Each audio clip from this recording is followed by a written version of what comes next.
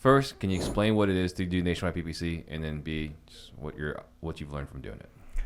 Yeah, this is a fun topic, and you'll find a lot of people have very strong opinions about this topic. I have noticed this in a lot of ways. So I'm hoping I can just kind of condense all the information into something that's actually practical and makes sense.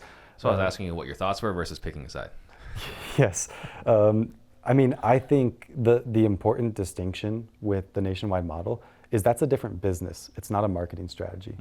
So that's where I see a lot of people going wrong with it, is they're like, oh yeah, that works. Let me just bolt on these leads into my existing business, and it flops. Right. So this isn't just add on to the business. Let's just go ahead and turn this thing on. Yeah. And then we're going to scale and crush it. You're starting a new business. Think of it like that. And with starting a new business, you expect to have a ramp up. You expect to run into challenges. The theory behind this is that if you advertise across wider areas, you get cheaper leads. And it's absolutely true.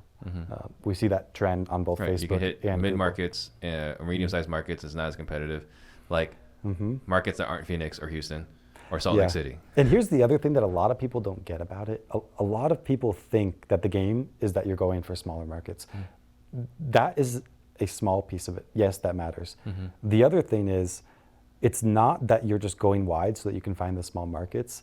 It's that when you cover all the markets, the leads are cheaper in those markets collectively than they would be in any one of those markets individually. So the game is, you could take 100 counties that each would have a $300 cost per lead on PPC if you were to market in them. And if you advertise across all of them, you might get those leads for $100 instead of 300. How is that possible? It's possible because digital marketing is really good at finding the low-hanging fruit. Maybe comparing it to something that you did that isn't really viable anymore. When you talked about how you put that really low bid and you just got a few of those clicks at the end of the day, and you spent $300 a month. Imagine if instead of doing that, you spent $10,000 a month, but you did that by having it in a whole bunch of different markets. You'd be getting a better ROI than anybody in a single market, but you'd also do it at scale.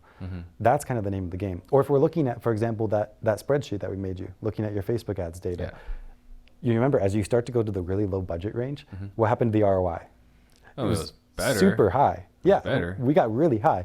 If you think about it, targeting your area plus all those other ones is kind of the equivalent of just having a really small budget in this area, which means you're taking the absolute best opportunities. So digital marketing is really good at that. And because of that, you get cheaper leads if you're willing to be less picky about where they come from than otherwise. Where people go wrong with this model, because to be transparent with you, I've had clients that have failed in this model.